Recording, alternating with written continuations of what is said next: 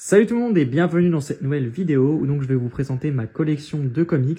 Alors les comics, moi j'ai commencé en 2012 avec du coup l'arrivée des New 52, DC Renaissance chez Urban Comics en France. Et donc du coup ça fait un peu moins de 13 ans que je suis cet univers absolument incroyable que sont les comics. Donc forcément maintenant ça commence à faire un petit bout de temps l'air de rien. C'est pourquoi que je vais pas non plus m'étendre sur tous les titres de ma collection. Ça va vraiment être une présentation assez rapide de tout ça. Le but c'est voilà, vous donner un peu une vue d'ensemble sur tout ce que j'ai depuis quelques temps maintenant dans ma collection. J'espère que ça vous plaira quand même. Je suis désolé aussi au niveau du son parce que je suis obligé là d'utiliser le son directement du téléphone et non le petit micro que j'ai pu avoir depuis quelques temps dans mes dernières vidéos. Donc j'espère que le son sera pas trop dégueu non plus. Après, pendant des années, je me suis contenté de ce son-là, donc et ça allait plutôt bien. Mais voilà, une fois qu'on a un peu upgradé, on va dire, tout ça, c'est un peu compliqué de revenir en arrière. Mais voilà, j'espère quand même que ça ira pour cette vidéo. Et puis, écoutez, on va commencer tout de suite. Comme vous allez pouvoir le voir, ça va prendre un peu de temps. Donc voilà, trêve de bavardage, on commence. Avec du coup le début de cette collection, avec cette première étagère où dedans on retrouve que d'Urban Comics, avec notamment la période Rebirth, parce que pendant cette période-là, Urban avait sorti tous les comics en format Deluxe, donc grand format, et puis tous les autres récits que je possède dans ce format-là, donc du Urban Indies, les Black Label, et puis aussi, comme vous allez le voir, avec du coup cette première partie, où on a du coup des formats encore un peu plus grands que le format Deluxe, donc ici c'est des comics au format Deluxe, et là du coup, comme vous pouvez voir, c'est un peu plus grand, voire même encore plus grand, avec notamment cette Justice League d'Alex Ross. Hop, on a notamment ici des éditions en noir et blanc, avec du coup Batman de Scott Snyder et Greg Capullo. Greg Capullo, c'est un de mes dessinateurs préférés, donc je suis bien content d'avoir ces petites éditions noir et blanc qui permettent un peu de voir son trait en version juste ancrée, sans les couleurs. Et j'aimerais bien à terme avoir tous les bouquins tout le run de Snyder et Capullo dans ce format-là. Il me manque l'an 0 et puis la dernière partie de leur run. Mais bon, comme c'est des éditions qui étaient à tirage limité, ça va être un peu compliqué, je pense, à choper ça d'occasion, vu que les spéculateurs vont s'en donner à cœur joie sur les différents sites de revente. Donc voilà, mais bon, je me suis pas trop renseigné, il faudrait que j'y jette un œil. Avec ici, on a aussi deux figurines de Batman et Catwoman. Juste au-dessus, un Hal Jordan version Kotobukiya, juste incroyable.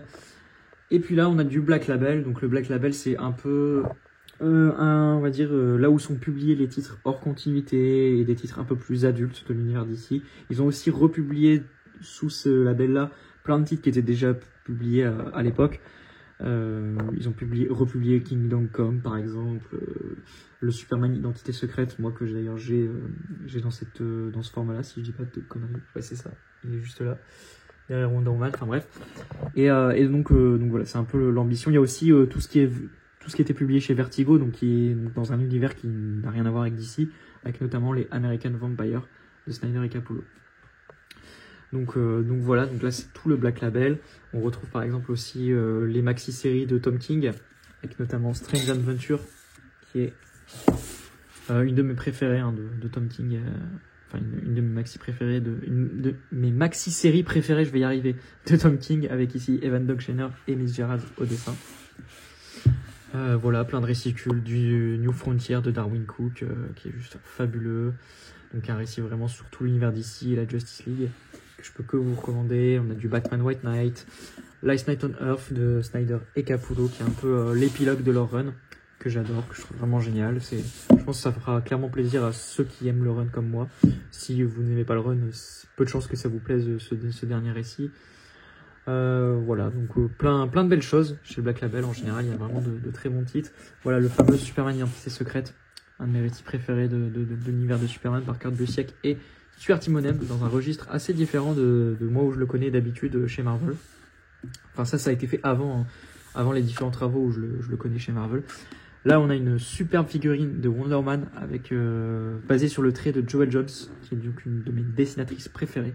Je suis vraiment très content d'avoir cette sublime statuette dans ma collection. Et puis Wonder Woman Historia aussi, que je trouve incroyable. J'en ai pas parlé sur la chaîne, mais c'était vraiment un superbe récit de Kelly Sue DeConnick. et plein de superbes dessinateurs. On a Saga que j'avais racheté dans une édition pour les 10 ans parce que la couverture je la trouve dingue. En plus du coup là on n'a pas du tout de texte et tout dessus, donc j'ai craqué. C'était en plus vendu au prix de 10 balles. Donc voilà, Saga c'est une de mes séries préférées, on va l'évoquer juste après. Donc voilà, c'était trop tentant pour moi de passer à côté. Enfin, c'était trop tentant de prendre cette nouvelle version avec cette couverture exclusive. Ici, là aussi, une statuette basée sur le trait de Joëlle Jones avec Mera. Magnifique là aussi. Et donc derrière, on retrouve toute la période Aquaman de Rebirth, qui je trouve vraiment géniale, qui a d'abord été scénarisée par Dan Abnett et ensuite par Kelly Sue DeConnick, mais c'était vraiment une excellente période qui était dans la continuité de ce qu'a pu proposer Geoff Johns durant les New 52. La période Batman Rebirth de Tom King. Alors là, c'est quelque chose qui divise beaucoup les gens, je pense. Enfin, divise, et encore que je pense que moi, l'avis que j'ai dessus, donc qui est que j'adore, je trouve que c'est peut-être mon run préféré sur Batman avec celui de Snyder ou Capullo. J'hésite encore, mais rempli de moments mais que je trouve formidables, donc, notamment par exemple le tome 3 avec cet affrontement dinguissime entre Batman et Bane. Mais voilà, donc c'est un run qui est beaucoup critiqué. Bon, moi je comprends pas trop, je trouve vraiment excellent avec plein de passages incroyables. Alors il y a des choix scénaristiques qui peuvent pas plaire à tout le monde, là je peux le comprendre aussi. Notamment du coup où Tom King va baser vraiment tout son run sur la romance entre Batman et Catwoman. Moi c'est un truc que j'ai trouvé génial et que j'ai adoré suivre, mais c'est vrai que je peux comprendre là aussi d'un autre côté que c'est pas un choix qui peut plaire à tout le monde, mais bon, écoutez, moi j'ai adoré en tout cas. Voilà. Donc ici on a la suite et fin du run de Tom King avec du coup aussi Batman Catwoman, donc qui est une maxi-série en 12 numéros, qui c'est pareil, un peu dans l'esprit de Last Night on Earth pour Snyder et Capullo. Bah là c'est pareil, c'est un peu un épilogue au run de Tom King sur Batman. Il faut savoir qu'il voulait faire un run en 100 numéros à la base, et il a fait juste 85 numéros, enfin juste, c'est déjà pas mal vous allez me dire. Et du coup, pour un peu conclure tout ça, il a fait cette maxi-série. Bon, après, c'est une histoire qui peut être lue totalement indépendamment de son run, mais il y a pas mal de petites références, et puis on a tout le cœur de son run, donc qui est la relation Batman-Catwoman, qui est au cœur aussi de ce récit-là. Donc c'est clairement, pour moi, un peu indissociable quand même de son run.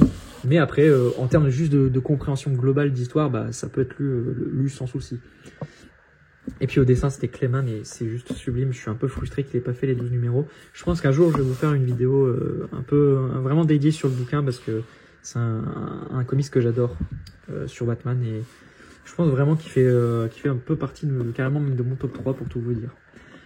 Hop, un autre récit qui fait un peu partie de mon top 3, Batman Annual Halloween, mais ça c'est sûr pour le coup, de Jeff Loeb et Tim Sale, sa suite Amère Victoire, moins mémorable mais quand même excellente. Tout ce qui est un peu un spin-off avec Les Ombres dans la Nuit, donc des histoires dérivées, voilà, quelques one-shots, ce genre de choses. Batman Silence, bon là le récit culte de Jeff Loeb et Jim Lee, avec ma petite fierté, la dédicace de Jim Lee que j'ai eu chez Album Comics l'année dernière. Bon là globalement on a beaucoup de récits cultes, donc je m'étends pas trop, c'est des choses que tout le monde connaît hein, globalement. Dark Knight Returns, ses différentes suites et spin-off, Un deuil dans la famille, donc avec la mort de Jason Todd, Your One, un des récits les plus emblématiques de Batman, si pas le plus emblématique, l'un de mes préférés aussi, de Mazzucchelli au dessin et Frank Miller au scénario. Batman Terre 1, donc avec l'univers Terre 1 qui était un peu les prémices, l'air de rien, de ce qu'ils sont en train de faire avec l'univers Absolute, qui est donc de réinventer les différents personnages cultes de DC Comics dans des versions plus modernes, avec des équipes créatives all-star. Bon là, ils avaient une approche graphic novel de la chose, c'est-à-dire qu'ils sortaient des tomes directement. Il n'y avait pas de chapitres que vous achetiez tous les mois, etc. Donc les tomes ont mis beaucoup de temps à sortir à chaque fois. Il y a eu de nombreuses années entre chaque tome. Je peux vous le dire, moi qui avait suivi la série, il a fallu être patient. Et donc au final ils ont un peu laissé mourir cet univers, ce qui est un peu dommage, mais en tout cas ce qu'on a pu en avoir en VF c'est globalement assez génial, notamment du coup c'est Batman. Ici on a une magnifique figurine tirée du film Blue Beetle, mais bon le costume est tellement accurate par rapport à sa version comics que ça pourrait être aussi une figurine de la version comics. Hein. Voilà, un personnage coup de cœur que j'ai découvert grâce au film notamment, et puis la série Infinite. Donc je suis bien content d'avoir cette petite figurine du Blue Beetle. Voilà, bon là c'est des récits plus oubliables, donc franchement je passe, mais que j'aime quand même, donc c'est pour ça que je les garde dans ma collection. Hop, ici on a la période Rebirth pour tout ce qui est Detective Comics, avec aussi notamment le début du run de Jeff Sienfort, après qu'il ait donc repris la série de Batman, après le départ de Tom King. Joker War, c'était franchement vraiment bien, moi j'ai beaucoup aimé cette période-là, sans que ce soit non plus excellent et incroyable, mais c'était franchement sympa. Le run de James Sienfort, là, cette fois-ci sur Detective Comics, que j'ai vraiment très envie de me relire, parce que quand je me prends un peu de recul sur cette série, c'était vraiment génial. C'est une série où il va un peu plus se concentrer sur les personnages du Badverse, avec notamment ceux présentés sur la couverture, avec Batwoman, Cassandra Cain, puis l'autre Stephanie Brown, Red Robin, Tim Drake en Robin, voilà. Hop là. Donc c'était vraiment un très bon run. Il faudrait que je me reprenne le temps de relire. La prestation de Peter Tomasi sur Detective Comics, plus oubliable que ce qu'a pu faire James Sienfort, je trouve, mais quand même sympa. Toutes les events Metal, bon, là c'est pareil, j'ai un peu un avis, je pense, un peu controversé sur la chose. Globalement, tout le monde déteste. Moi, franchement, j'aime bien. C'est pas parfait, je vais pas vous dire que c'est les meilleurs events faits chez DC, loin de là. Y a plein de de tie-in ou quoi qui servent à rien, qui plombent un peu l'intrigue, et d'un autre côté, ça c'est un reproche que j'ai eu sur beaucoup d'events, c'est d'un côté il y a plein de trucs qui rallongent l'intrigue côté tie-in, et d'un autre je trouve que l'histoire principale en 6 numéros ou 7, je sais plus, ça va trop vite, et ça mériterait de s'étendre un peu sur les choses essentielles. Il y a des choses qui ont été initiées aussi dans cette période là que je suis pas hyper fan, notamment du coup le Batman Kiri, Batman Who Love en version originale, où je suis bien d'accord que le personnage est assez lourd et un peu ridicule par moments en termes d'écriture, mais bon, je sais pas, à côté de ça, il y a plein de choses qui m'ont fait plaisir quand même, durant cette période-là. Hop, du coup, là, on a la suite Death Metal.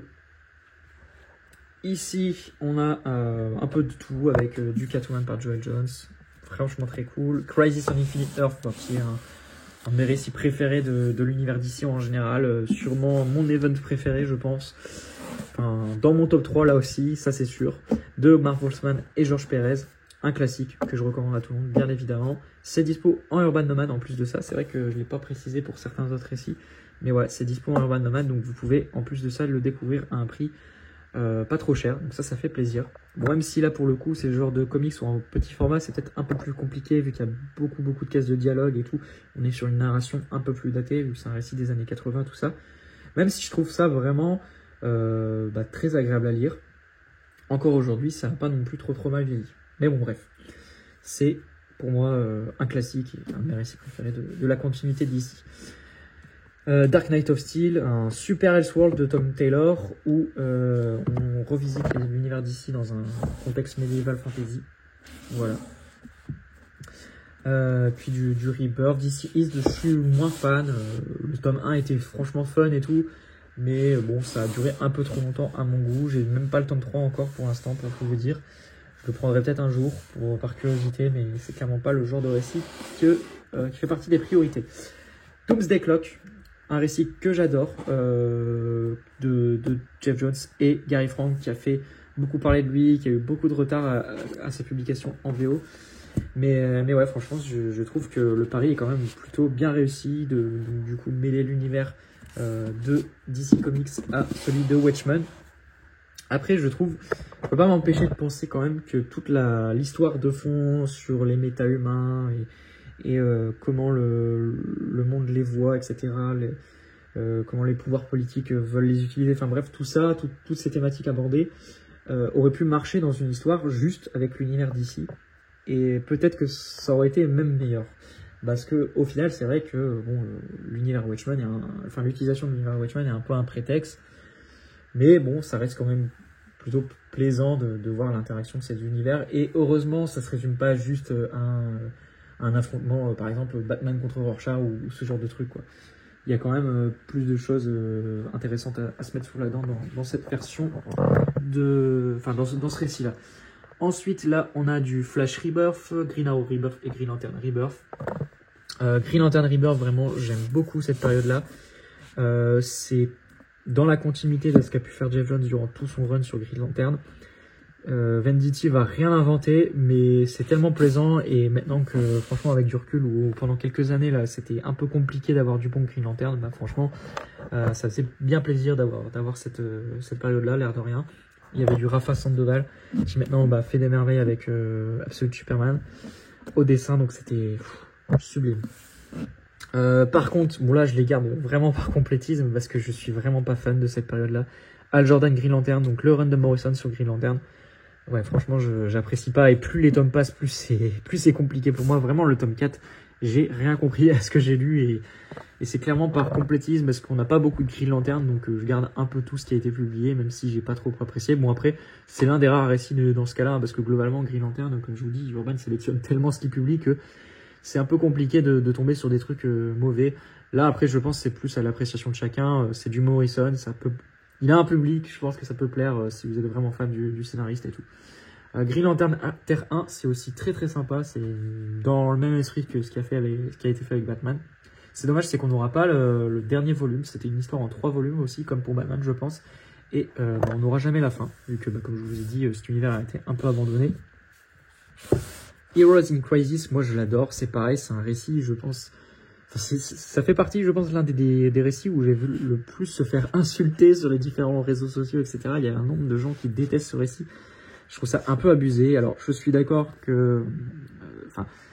je peux comprendre que l'utilisation du personnage de Wally qui a été fait dans cette histoire peut déplaire.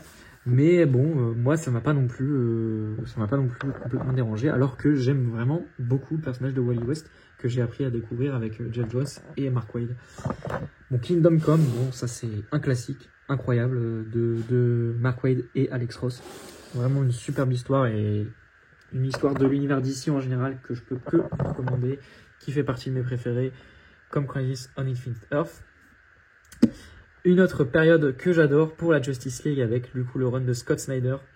Voilà, c'est vraiment une période que je trouve formidable et que moi je défendrai vraiment toujours. Doom War, j'ai adoré. Bon, je suis très frustré du choix de couverture d'Urban Comics, parce que je le trouve complètement à côté de la plaque. On est sur un récit de grosses bastons, etc., de la Justice League avec du multiverse et tout, en veux-tu en voilà. Et puis ils mettent la grosse tête de Lex Luthor version Frank Weekly en couleur. J'ai vraiment pas compris ce choix de couverture, et je trouve ça complètement à côté de la plaque.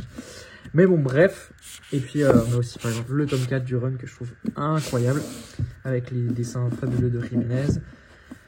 Là, on a toute la partie Justice League Dark de les Rebirth, qui était vraiment génial aussi. Bon, là, il y a un peu de tout. On peut noter notamment ici le Mr. Miracle de Tom King et Mitch Gerads. Là, on a beaucoup de Superman. Enfin, on a que du Superman. Avec aussi du Supergirl. Ce comics-là qui est fabuleux. Je vous recommande énormément celui-ci, là aussi. Bon, c'est quelque chose que je vais beaucoup dire dans cette vidéo, parce que c'est l'occasion un peu de me repencher sur des récits que j'adore. Donc cette phrase-là, vous allez l'attendre beaucoup. Mais voilà, c'est une histoire formidable qui va en plus du coup servir vraiment de base pour la future adaptation sur le personnage pour le DCU de James Gunn. Donc je suis vraiment très très curieux de voir ce que ça va donner. Et puis après, on a plein de belles choses. On a All Star Superman, l'un des rares récits de Morrison que j'adore, et qui vraiment mérite sa réputation de récit culte sur Superman. On a toute la période Rebirth qui est vraiment très sympa de Tomasi sur Superman. Et puis l'arrivée de Bendis. Bon, c'est assez perfectible, il y a des moments et des tomes plus ou moins bons, mais c'était quand même, je trouve, plutôt sympa. J'ai pas détesté en tout cas, moi, le run de Bendis sur Superman. Hop, il y avait aussi du Suicide Squad de Tom Taylor qui était vraiment génial, avec Bruno Redondo au dessin. Les New Titans de Marv Wolfman et George Perez, bon, un classique sur l'équipe des Titans que je vous recommande énormément. Hop, les Terrifics. Moi j'ai chopé ce comics là parce que je voulais lire une histoire où il y avait Métamorpho. C'est très sympa à lire, c'est pas exceptionnel, mais franchement voilà, si comme moi vous aimez bien ce genre de perso, ça va vous faire plaisir. C'est scénarisé par Jeff Lemire.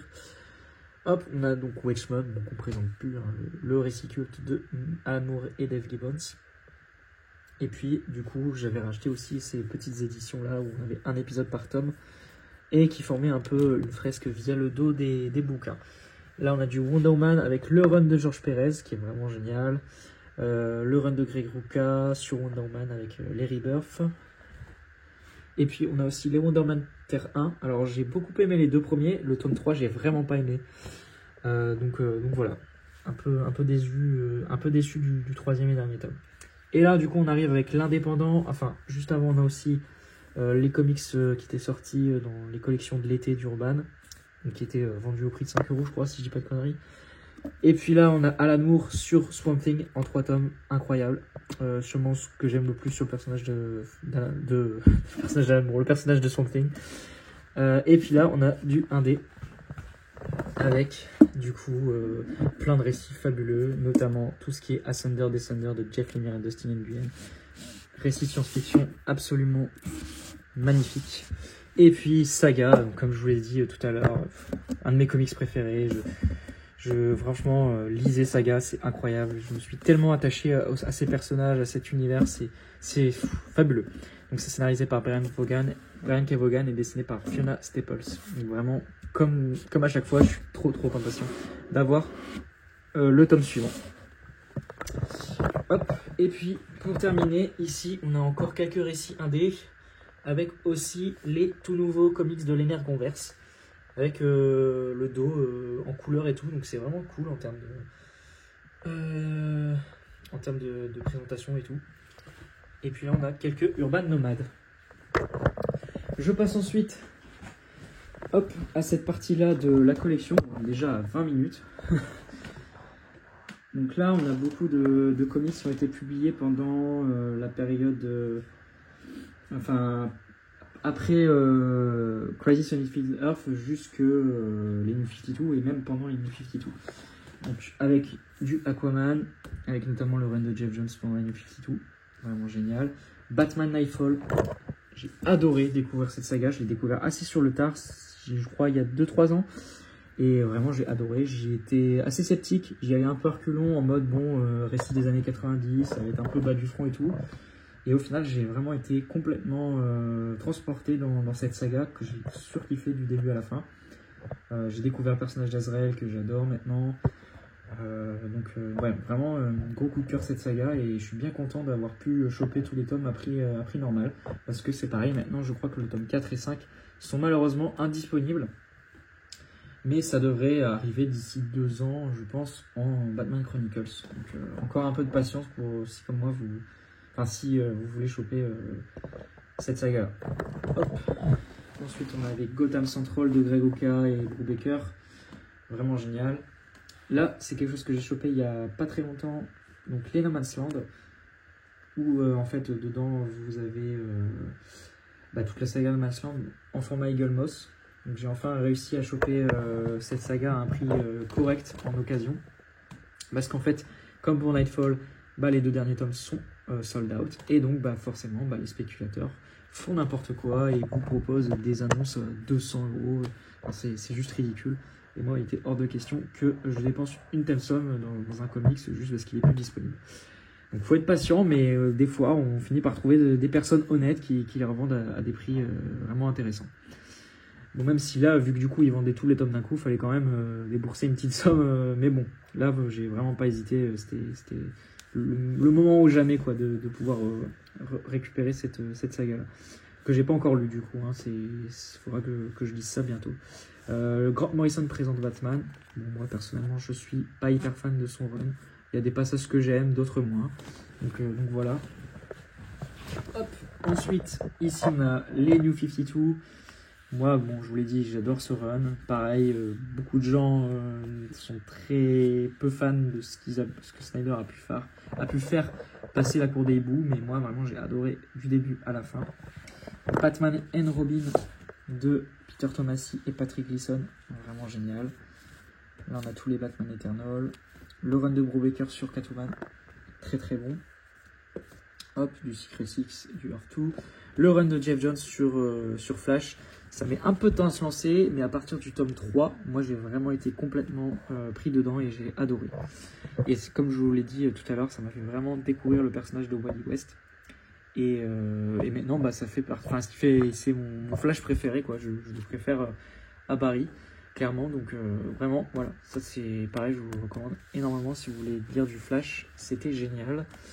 Bon, Flashpoint, un récit, un event vraiment culte de l'univers d'ici. Qui est sympa, hein, que je déteste pas, mais que j'adore pas non plus.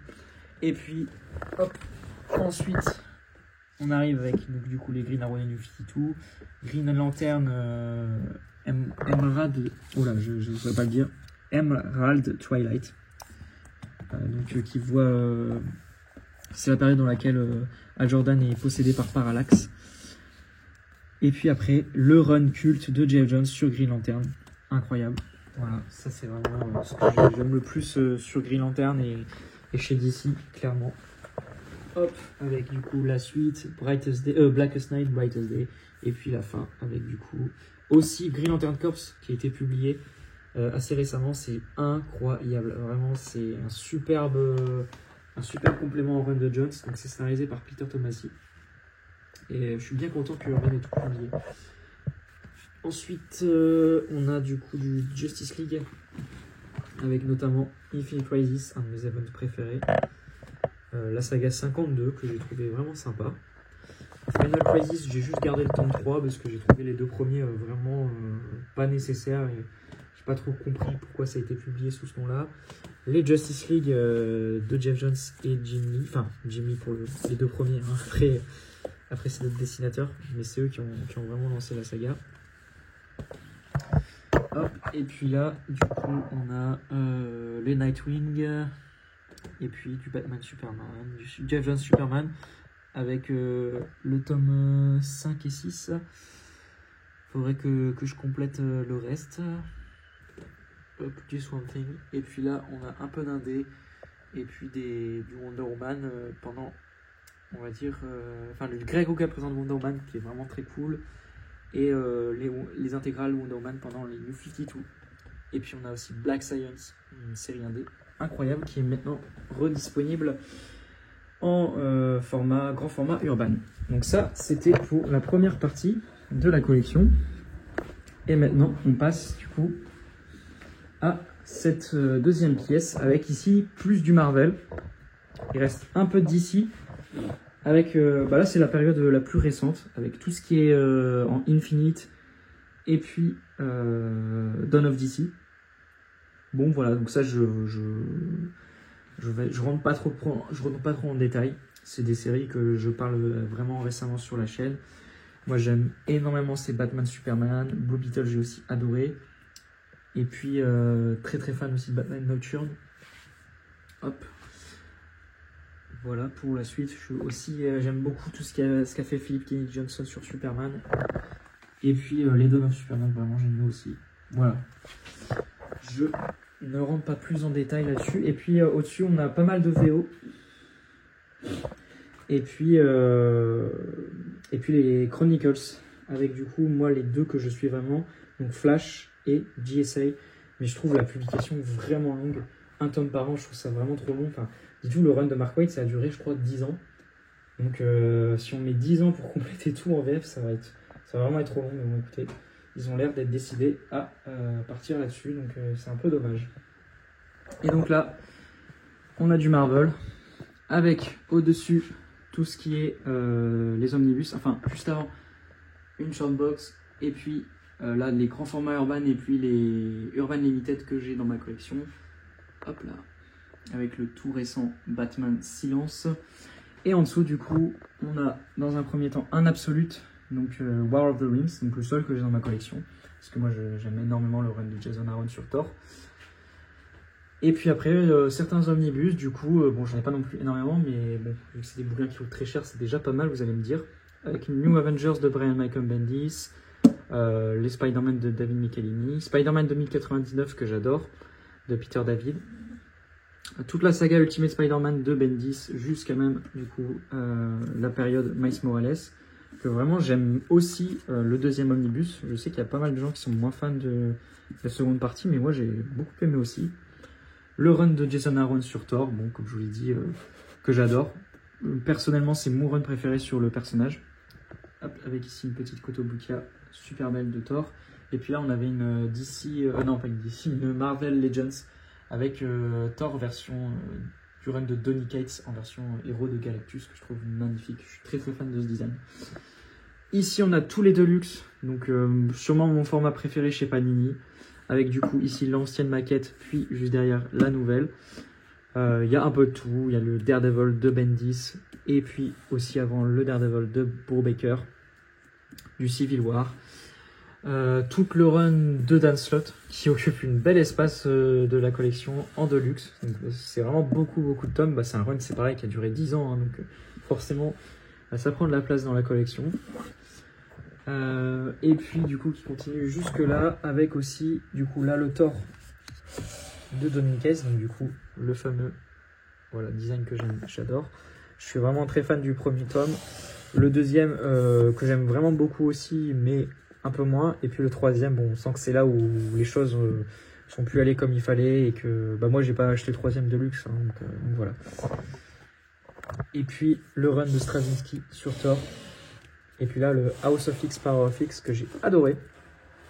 Malheureusement, j'ai beaucoup été moins fan de ce qui s'est fait ensuite. Enfin, il y avait beaucoup trop de séries, etc. Enfin, donc, j'ai pas tenté l'aventure personnellement. J'ai tenté pendant 3-4 mois et puis ça m'a pas plu. Il y avait pas vraiment de série qui retenait mon attention. Donc voilà. Là, on a beaucoup de 100% Marvel. Bon, une collection que j'ai un peu stoppé de suivre, comme beaucoup de monde, parce que les prix sont un peu abusés sur cette collection. On peut noter surtout le run de Zdarsky sur les Daredevil, qui est vraiment excellent sur sa première partie, moins sur la seconde passée Devil's Reign, où ça se casse un peu plus la figure. Bon, elle est moins longue, hein, c'est en 300%. Mais ouais, je suis un peu moins fan de ce qu'il a pu faire sur le personnage avec tout le côté mystique où il est un peu mal géré, j'ai trouvé.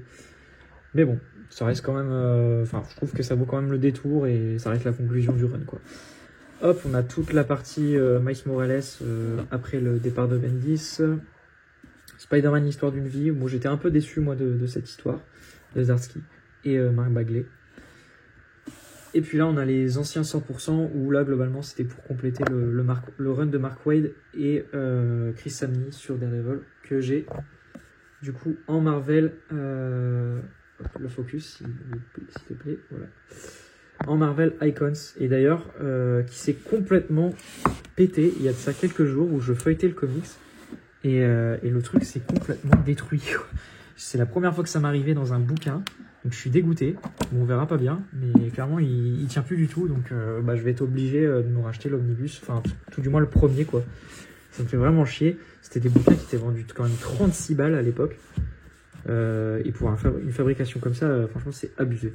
J'avais déjà eu des échos des icons vraiment très fragiles et tout. Ça m'était encore jamais arrivé. Et là, ça m'est arrivé, donc je suis dégoûté. J'espère que ça m'arrivera pas sur d'autres parce que ça fait vraiment chier. Parce que c'est beaucoup de récits que j'adore en plus. Donc on a le run de Mark Waid, du coup, hein, le fameux qui se détruit. Et puis le run de Frank Miller, vraiment culte. Tout le run de Straczynski sur Spider-Man que j'adore surtout dans les 3 premiers. Hop. Derrière, on a la suite. Et puis, on a aussi le run de Walter Simonson sur Thor, qui est incroyable. Et puis, quelques Marvel must-have. Bon, là, c'est un peu compliqué. Voilà. Il y a un peu de tout, comme vous pouvez le voir. Hop là. Et puis là, on a les corrections printemps. Et puis, sur Spider-Man, où j'ai chopé, du coup, Spider-Man bleu, notamment, Daredevil John, Thanos Gagne, que j'ai adoré. Là, on a des Marvel Event, une collection qui a été assez vite abandonnée par Panini, avec l'histoire, la dernière chasse de Kraven, qui est une de mes histoires préférées de Spider-Man. Vraiment gros coup de cœur et superbe découverte. Le dernier Deluxe, enfin, la dernière histoire qui me manque en Deluxe de Spider-Man du run de Dan Slott, vu que du coup je suis dans ce format-là, je sais pas si je le revendrai à terme pour me choper le Deluxe. Donc Spider Island, qui était vraiment génial, j'ai trouvé. Et puis là, les Marvel Poche, donc la dernière collection en date lancée par Panini, qui reprend le même concept que les Urban Nomad, c'est-à-dire vous publiez des histoires dans un format poche à prix réduit. Donc vraiment intéressant pour découvrir des séries comme notamment tous les Ultimate Spider-Man qui sont vendus du coup dans des gros omnibus qui coûtent bien cher. Et donc là, c'est une occasion de pouvoir les choper dans un format certes plus petit, mais du coup beaucoup plus abordable financièrement. Invincible, toute la série en 12 volumes en intégrale, incroyable. La série de Robert Kirkman, Ryan Otley, qui est juste fabuleuse, et Kerry Walker du coup pour les premiers numéros dans la première intégrale. Gros coup de cœur, une des meilleures séries de super-héros, mais qui n'est pas publiée chez les Big Two. Donc incroyable. Delcourt a fait un boulot formidable sur ces intégrales. Je trouve ça c'est magnifique. C'est trop beau déjà, avec tous les dos qui changent de couleur. Moi, c'est un truc que j'adore, franchement. Et du coup, ça fait vraiment plaisir. Bon, le petit raté, c'est là qu'il y a eu où ils ont mis 2 fois le même personnage, mais bon, franchement, c'est pas non plus fou. Et puis sur les tirages suivants, ils ont rectifié le truc. Hein. Donc voilà. Kill or Be Killed, vraiment incroyable, une série indé de Ed Brubaker, publiée chez Delcourt. Hop, là on a un Batman version métal. Et puis du coup des séries que j'ai un peu commencé mais j'ai pas trop continué là chez Delcourt, avec Noctera, Once and Future et puis Spawn. Voilà. Là on a tous les Tortues Ninja de iComics. Alors les Tortues Ninja de iComics, c'est quelque chose qui a fait couler beaucoup d'encre et qui fera encore je pense parler d'eux, parce que du coup ils ont publié pour la première fois une série, la série dans ce format là. Et puis, par la suite, ils ont tout republié en intégrale. Il y a eu des histoires comme quoi ils publiaient du contenu supplémentaire dans ces intégrales. Donc, du coup, ceux qui ont suivi comme moi toute la série dans ce format-là se sentent un peu niqués et du coup sont un peu frustrés, quoi. Moi, bon, personnellement, j'ai eu la série principale, ça me va très bien. Mais je peux comprendre que ce choix, du coup, peut un peu saoulé, parce qu'en plus de ça, il y a eu toute une campagne de communication sur faut vraiment soutenir la série, tout ça. Et je doute vraiment pas de ce qui a été dit à l'époque, parce que ça a été du coup fait par Sullivan Rowe, hein, qui communiquait beaucoup là-dessus. Je trouve que c'est vraiment une personne incroyable et je doute vraiment pas de sa sincérité et tout. Et je pense que c'est clairement l'une des personnes qui essaye de faire les choses bien chez iComics, mais malheureusement du coup tout ce qui est décision sur les prix, tout ça, je pense pas que il n'a pas trop de pouvoir là-dessus. Et donc bref, du coup ça a donné lieu à ces fameuses intégrales qui du coup agacent beaucoup de monde, ce que je peux comprendre. Mais après, moi encore une fois, moi j'ai toute la série dans ce format-là, ça me va très bien, je suis pas hyper intéressé par les bonus, mais voilà. Il faudrait juste que je me chope le tome 0 à terme, parce que pour l'instant le début du run je l'avais chopé en VO dans les éditions intégrales, mais du coup en version originale. Ils reprennent les mêmes couvertures que ce qu'utilise iComics, sauf que là c'est dans un grand format en plus, format cartonné et tout ça. Donc vraiment les éditions intégrales en VO sont superbes. Là-dessus, j'ai rien à dire. Hop, et on termine avec le reste d'iComics, avec quelques titres indés, notamment Lock and Key en version intégrale que je trouve formidable. C'est une série, coup de cœur pour ma part, de Joe Hill et Gabriel Rodriguez. Et puis là on a du coup la suite des Tortues Ninja par Sophie Campbell, que je trouve vraiment génial, et impatient d'avoir la suite, même si le rythme a un peu ralenti. Voilà, écoutez, je pense que j'ai rien oublié. Je vous présente vite fait sur le côté cette petite vitrine des McFarlane Toys. Il faut que je finisse de la mettre en place. J'ai des figurines qui sont encore là-haut dans ce bac-là, et puis voilà, il y en a certaines qui sont dans des boîtes depuis des mois. Il faut vraiment que je déballe.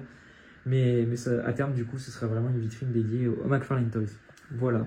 Bah écoutez, j'espère que cette vidéo vous aura plu. Presque 40 minutes, alors que je trouve que j'étais quand même assez vite. Je me suis pas trop étendu, je pense, sur les différents titres. Donc j'espère que c'était pas non plus trop rapide, que je me suis pas trop embrouillé dans mes explications, tout ça. Enfin bref, comme d'habitude. Donc voilà, n'hésitez pas à dire ce que vous en avez pensé. On se retrouve très prochainement pour une prochaine vidéo. D'ici là, prenez soin de vous, lisez des comics, et puis à la prochaine.